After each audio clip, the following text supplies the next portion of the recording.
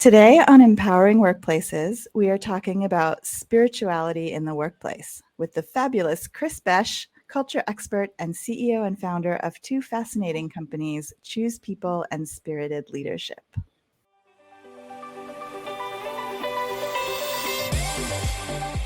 Welcome to Empowering Workplaces, a show for everyone who wants to make work better and more fulfilling.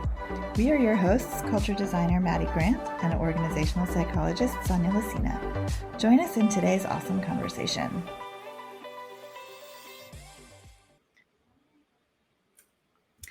Hi, Kris. Welcome to the show. We're so glad to have you on today. And this is a new topic for us, so definitely excited to dig into it and understand really what we mean by spirituality in the workplace in the first place. But before we do that, why don't you give us a little bit about your background, who you are, how you came to be interested in this topic? Yeah, thank you, Maddie. It's really an honor to be here. Thank you for having me here. Really excited to be with you and with your audience. And how I got here, that's a great question, and I won't make it too long. But I have had the distinct honor and pleasure of getting to work with organizations for over a decade around really creating emotional intimacy in the workplace. And that was really cutting edge, 10 years ago, when, and even back then, right, culture was just coming into the business vernacular.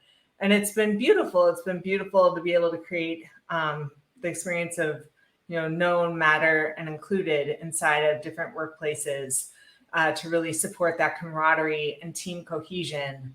And then for today's topic, there's a piece where just March of this year, 2023, on the spring equinox, we launched Spirited Leadership and really am seeing this new frontier of work that we get to bring to culture and really standing inside of kind of our three pillars of that work is inside of, surrender, savor, and serve. And there's just so many people doing such great work out there around workplace culture. And we're excited to be a part of that. And there is, again, just really this new frontier when we talk about bringing our whole selves to work. Organizations have the best of intentions. They're all trying to do their best. They're all trying to do right by their people. Most of them, right? Mm-hmm. Right? They've got the right intentions. And yet there's this piece that, I can work with organizations that actually have a pretty healthy workplace culture and they're aspirational and they want to be better tomorrow than they are today. And this piece has been missing. This piece has not been in the workplace conversation. And I'll just acknowledge, you asked me for a data point. I know you usually lead with a data point, which I really respect so much. And the irony is that, especially in the US, it has happened in other countries, but it's the data is, and the research around spirituality in the workplace is pretty thin. And so, it's one of those I could give stats, but not stats that I would feel comfortable standing behind. Well, and it's interesting because I actually, we send out, a question through a tool that Question Pro has. Mm-hmm. To several hundred US workers, and we can do that for any podcast topic. And we could have done that for today, but I didn't want to suggest doing that when we hadn't really defined what spirituality is. And I feel like it could have, the question could have been the wrong question, you know what I mean? So maybe it would be a good idea to actually talk about that a little bit. Like what's the difference between spirituality and, say, religion and specifically in the workplace? Like, what does that look like? Yeah. And I am going to speak to this and not as I'm the expert that knows because I'm still in the discovery and exploration of this whole field myself. And so what I'll share is that with the people who have felt called to work with us inside of Spirited Leadership, it really is looking at what does it look like to be spirit-led? And for some people, that is higher self. For some people, that's God. For other people, that's source. For others, that's the divine. For others, that's the universe. For others, it's soul, right? But there is this true essence, true nature self, if you will, that is very interconnected with all, kind of the whole oneness piece. Or, if you're talking from a more religious standpoint, this idea of we're all God's children, right? Mhm. Spiritual standpoint, you could say, we're all one. But we have been pretty thoughtful about not trying to box that, like, this is what spirituality is. There's like, because right, there's a and I appreciate the it's hard to hold that in our workplaces, right? In our workplaces, we want things defined, we want things clear, we want certainty, we want evidence, we want, right? There's things that we're very used to in a workplace experience that hasn't really allowed for more complexity, that has allowed for more flow and, quite honestly, ease inside of that, and allowing for things to arise and emerge rather than just having this like straight linear path of how it's going to go. So yeah, I think that's super fascinating, because there are obviously some workplaces that do have a container, and not a great word, but you get what I mean, for spirituality or religion, specifically, like hospitals that have, a prayer area, or even airports. I was at the airport just the other day, and there was an announcement over the loudspeaker saying, there's an all faiths like prayer service situation happening, in room blah blah blah. And I was like, oh, that's interesting. But when it comes to, other kinds of workplaces where there's not such an obvious link, I guess, to that, it's interesting that it's a place for complexity and for everybody to come in with their own personal, it's very personal, right? Like whether you're religious or not. But I think most people would say that they are spiritual in some way. I'm certainly not religious at all, but definitely spiritual. It's like one other aspect of, like you were saying, about bringing your whole self to work, right? I think what I've seen in my work as a culture consultant is that organizations haven't really defined what that means to them. And it feels like being able to break it down into a variety of different aspects of your life, of which, of course, spirituality has got to be a really important one. Like that's a really critical way to making a workplace that becomes, a safe space for everybody. Yeah. And I think part of what you're pointing to, the hesitancy right there, it's interesting because mindfulness has made it into a lot of organizations, but with an eye on focus and productivity. Right? Like, oh, we'll bring it in, but that's because it's going to make people more productive. And it's so, that's a whole nother conversation we could get into, right? But there's been this like, productivity is the end all be all. Like that's the goal. That's the, is productivity. And the irony is that when you really, really, and we've all done this work, right? Mission, vision, and values, right? You really get into purpose and you really get into mission. There's a piece where it's often very heart-centered. It's often very like gives you warm fuzzies. It's often very like, what is this bigger, higher purpose that we're all participating in together as a conscious community? And that consciousness, I think people get nervous to talk about spirituality because they're scared, like, oh, this is going to cause dissonance, right? People are going to start to try to evangelize one another, or they're going to start like it's going to get weird. It's going to get really weird. But the thing that's actually really weird is that we don't allow this part of ourselves to be in the workplace. And it's one of the most beautiful creative, powerful parts of who we are in the world. And we're really often asked, like, leave that at home, or don't, or pretend like it's not important to you, or like set it aside, and it's just, there is a way to be really honoring. And even, I have dear friends that are atheists, right? And I'll talk about, like, yeah, really find like communing with the divine is really powerful. And they'll be like, well, what if I don't believe in a divine, and how do I get to be included in this inclusive workplace experience?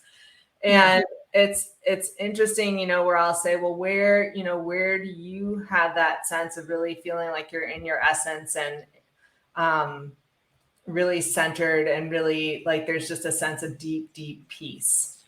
And they'll be like, oh, like in nature, on top of, they'll name something. And it's like, that's what we're pointing to. For many people, there is this additional sense of something else that's, I call it the divine. But again, I don't care what word it's just like, just bring your whole self, and that includes your language around it. So, yeah. Yeah, I think I've been pretty quiet because actually this is it's an area that is very foreign to me still. And I kept looking at my phone. You might have noticed me because I'm actually reading a book because I wanted to know more about it. And it's called The Seed of the Soul. Apparently a very poppy, yeah, like I never heard of it. And I recently wrote a post on LinkedIn talking about wanting to do my own personal work and something like around values and what is my why, and just to make sure I'm aligning my actions with who I want to be and who I believe I am. And a great friend of mine actually recommended this book, and I thought, oh, I never heard of it. It is definitely outside of my comfort zone. And then I started reading the prologue, and like Oprah Winfrey was recommending it, and said she had the author in the show. And I'm like, what rock have I been living after? But anyways, reeling back to the, conversation at hand here, I think that you said a few things that make a lot of sense. Is that one, it's maybe a little bit an unknown topic to some people, and it becomes a little bit uncomfortable. And then, as any ties with religion, sometimes people have such polarized feelings on it, and very strong feelings on it. And I think a lot of organizations have asked themselves, like, if we embrace this inside the organization and people bring all of that passion, and if they do, we want them to talk candidly about it. But a lot of, what I've seen, and I've been living outside of it. I spent over 20 years in the United States. I've been living outside now for, I think, about 10 years this month. I can't believe that happened so quickly. But so maybe as somebody that has ties to the country, but is not physically there all the time, I know there's been a lot more turmoil when it comes to religion. And then there's been a lot more turmoil when it comes to political preferences and different things, and people have become more polarized. And so I wonder if there is some of that apprehension that organizations don't want to bring spirituality in because it's tied maybe in some ways to your religion, to your standpoint. But what are some ways that maybe we can do it in a safe kind of way? Because I think I do a lot more research on diversity, equity, and inclusion and belonging. And I think when you think about that space, there's almost an accepted right and wrong, but not for everybody necessarily. But for people where it's not, you don't bring that up. If you say, well, of course, men should earn more than women. Women have babies and they leave the workforce and they're not there as much. Like, maybe some people think it, but very few people would say it. But when it comes to religion and topics similar to that, there's not necessarily a right or wrong that the society accepts. And so I don't know, to me, I just wanted to chime in with that because I think I'm so far from an expert, probably as far as one could get to, but as an organizational psychologist, I wonder if that's the problem, that if somebody like me who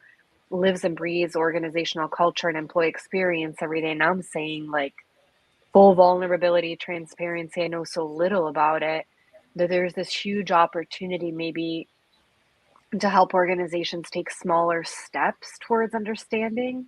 And instead of even saying, like, we're even looking at, a concept like well-being, which again, to your point, there's productivity and there's mission values. I think most organizations would be very apprehensive to say, "Oh, no, we're going to work our employees to the bone." Like, we want them to be productive, but of course we wouldn't do these kinds of things because you shouldn't say that.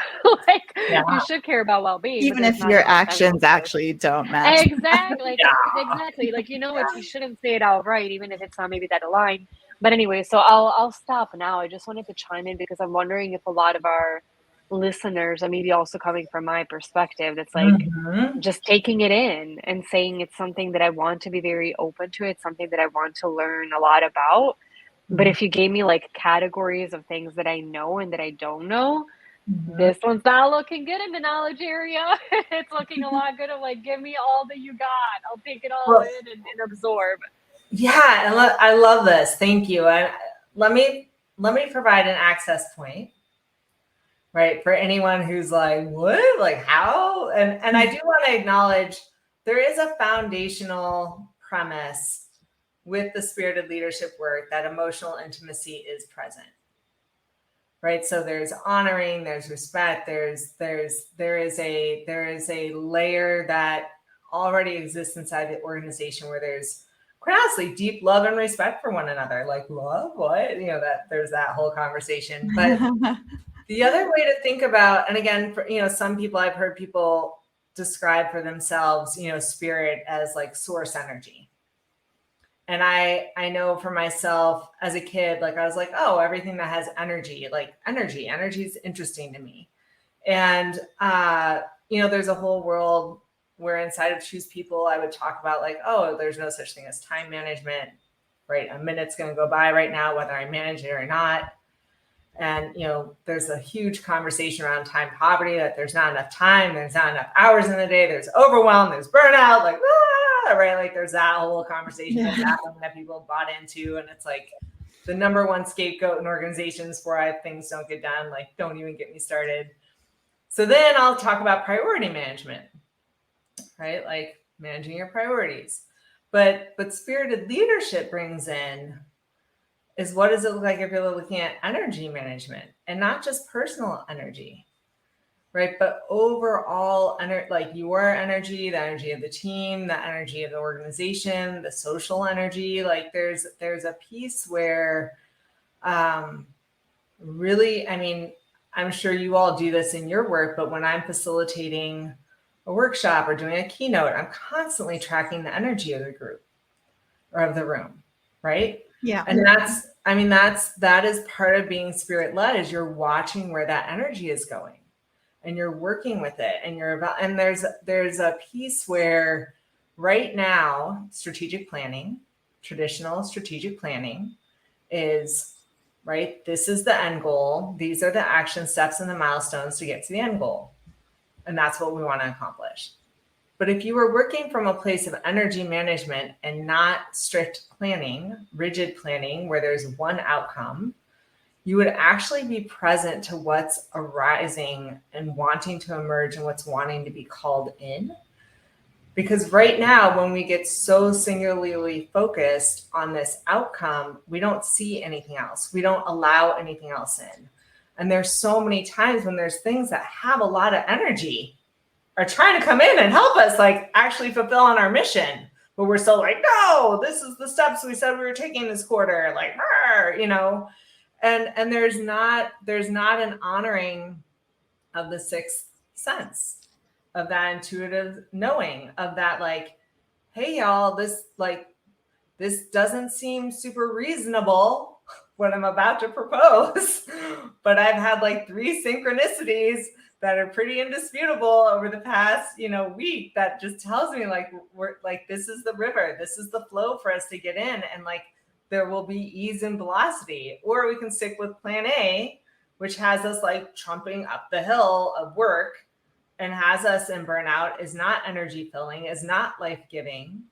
And really, I mean, if an organization was to sit down with their team and say, of the work that we do, what is most life-giving for us as a team and for the people that we serve,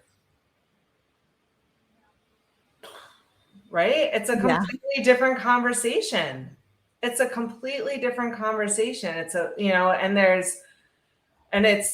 And it really is looking at, from an energy standpoint, are you in resonance?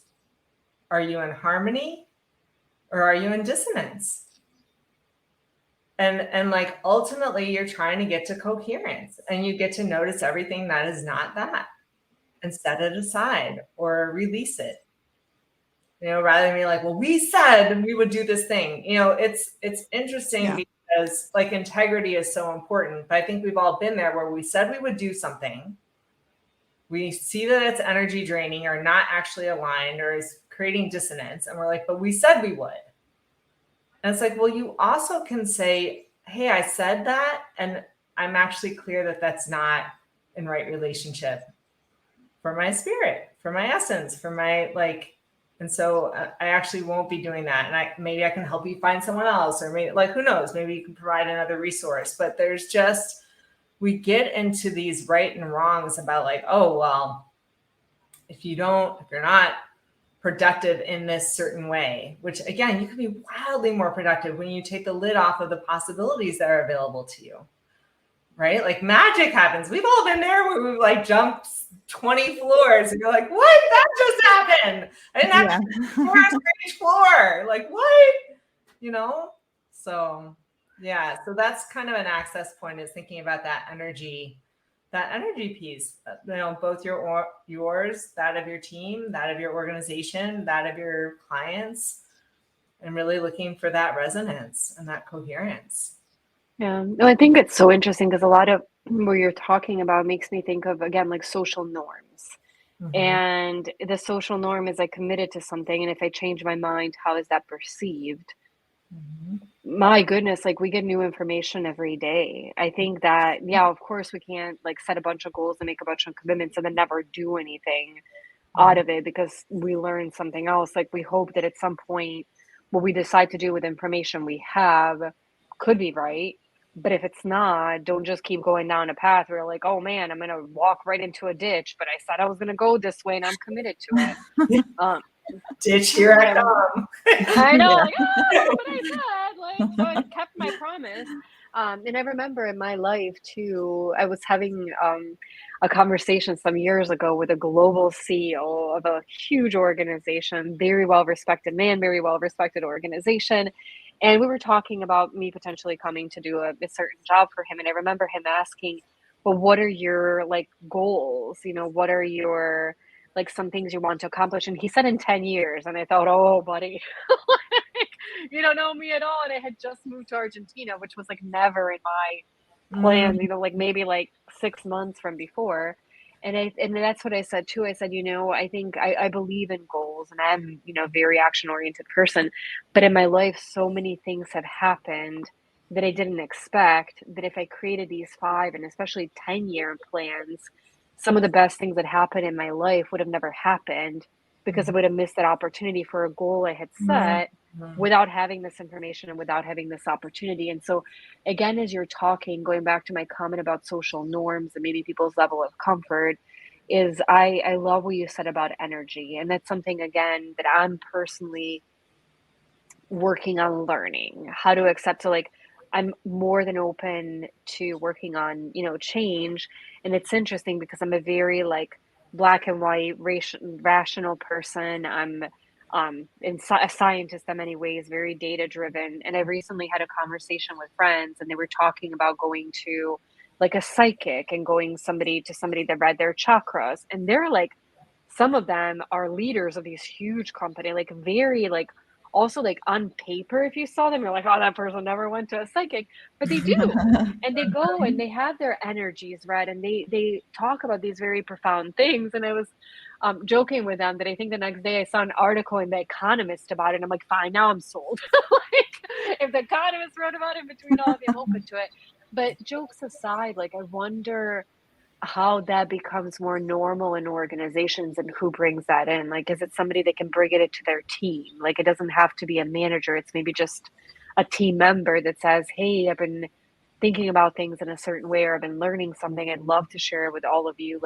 To me, I think a lot of times when we think about culture and change, I think intuitively we still think about it top down and not the stereotype. But I don't know if a lot of organizational CEOs would spend a ton of time thinking about this or thinking about how to instill it in their organization, but it doesn't mean their employees wouldn't. So is it more of a ground up effort? Is it more of a, hey, I'm learning this and I'm going to organize a class, and maybe it's a virtual, maybe it's in person, and whoever's interested to come in and let's talk about this and let's learn about this. But I just think it's so fascinating, and I'd love for people to get more open-minded. And I'm trying to think of like what are some ways again that we don't have to start to think about it as organizational strategy, or it doesn't have to be something that comes, as a mandate from HR or from a CEO, and then you have some experimentation around it. Like not the top-down strategies don't work. Oftentimes they work the best because they get the most resources and support.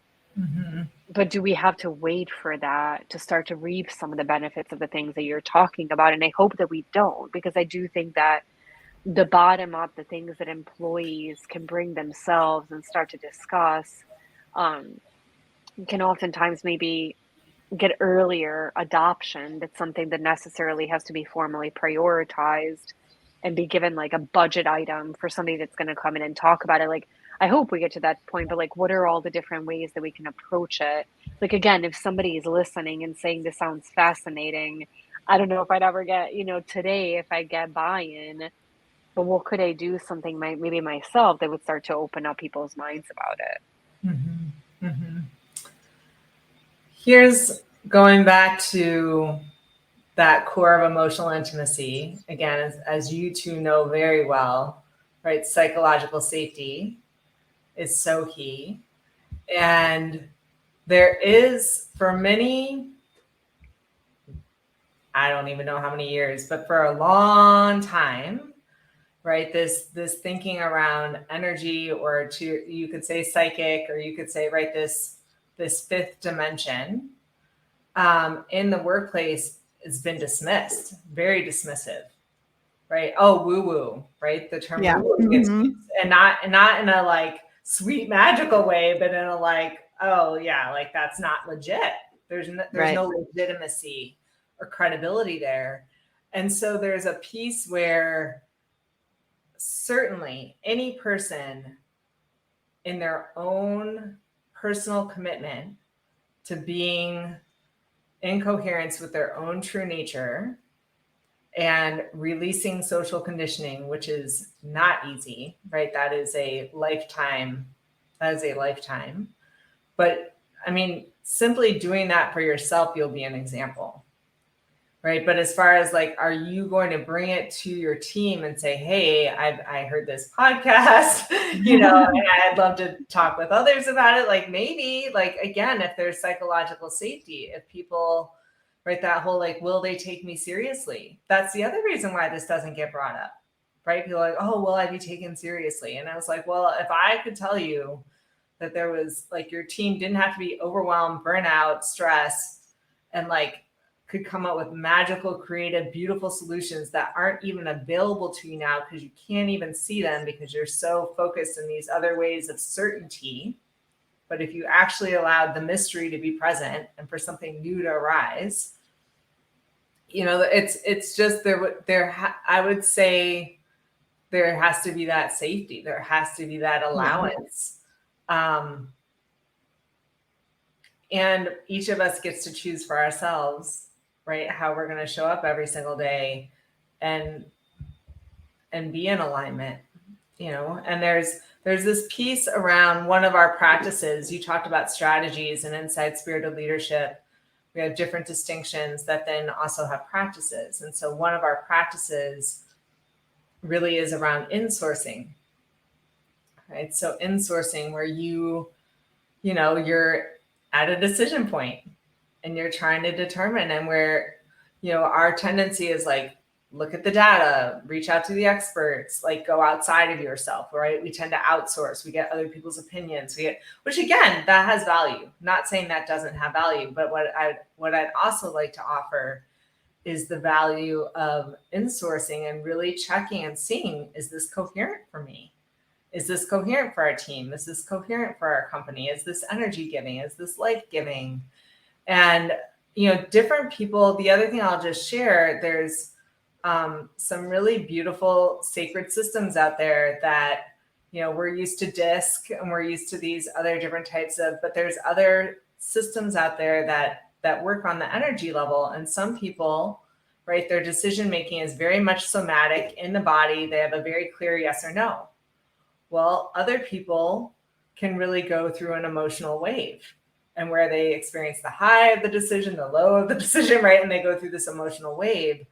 And in workplaces, it's so, and there's also a few other ways that people go about making those decisions. But in the workplace, we're like, oh, yes or no, yes or no, yes or no. And those poor emotional wave people are just like, can I get a second?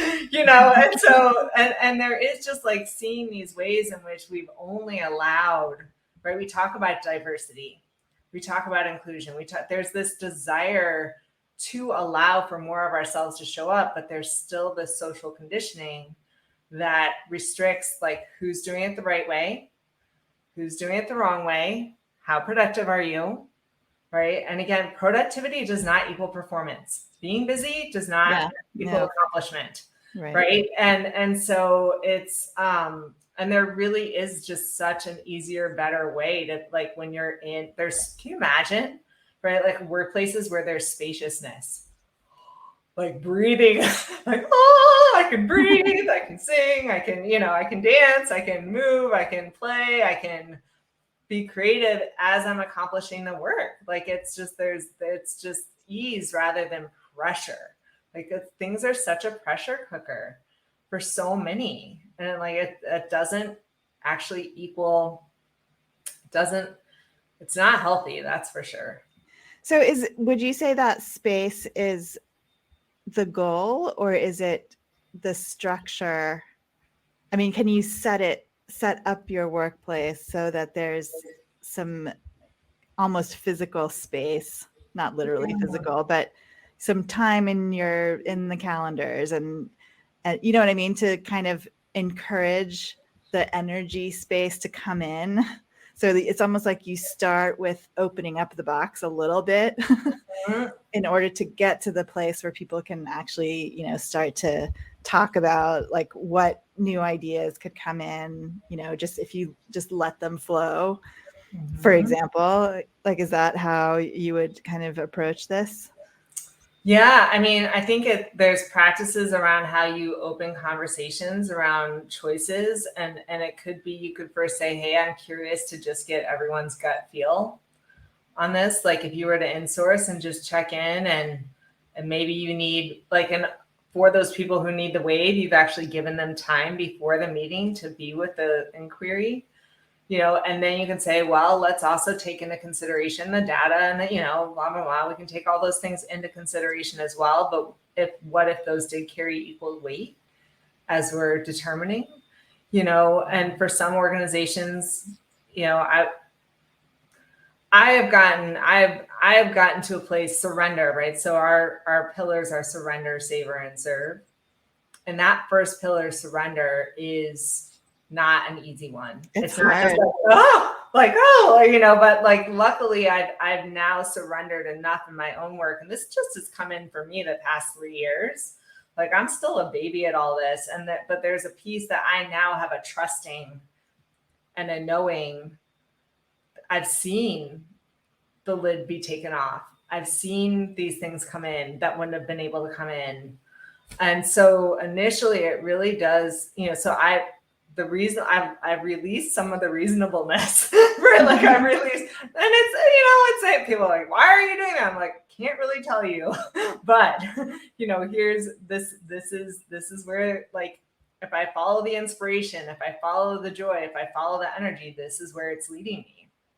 And so as far as there's practices so right, if you were to ask people to insource prior to making a decision and having that be part of the conversation, if there is an allowing of like, hey, what if we were to follow the breadcrumbs? That's another one of our practices where you're like, okay, rather than saying how it's going to go, this is the plan.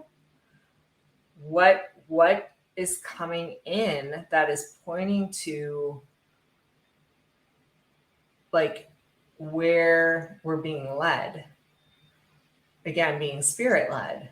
Like where, like, again, there's these beautiful things that come into our existence every single day that are constantly trying to tell us, like, here you go, like, try this on, try that, or like, what about over? And again, a lot of times it looks like synchronicities or invitations or a phone call or an inspired thought or action. We also really encourage people to commune with the divine, and that can look, on a daily basis. And that, for some people, that's meditation.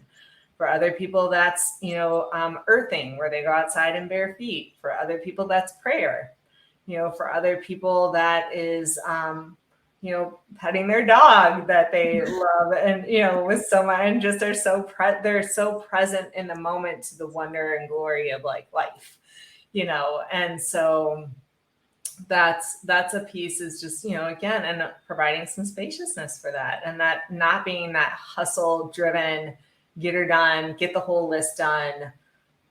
It's just, there's no space there to allow anything else to come in. Yeah. Mm-hmm. Yeah. Well, that was beautiful.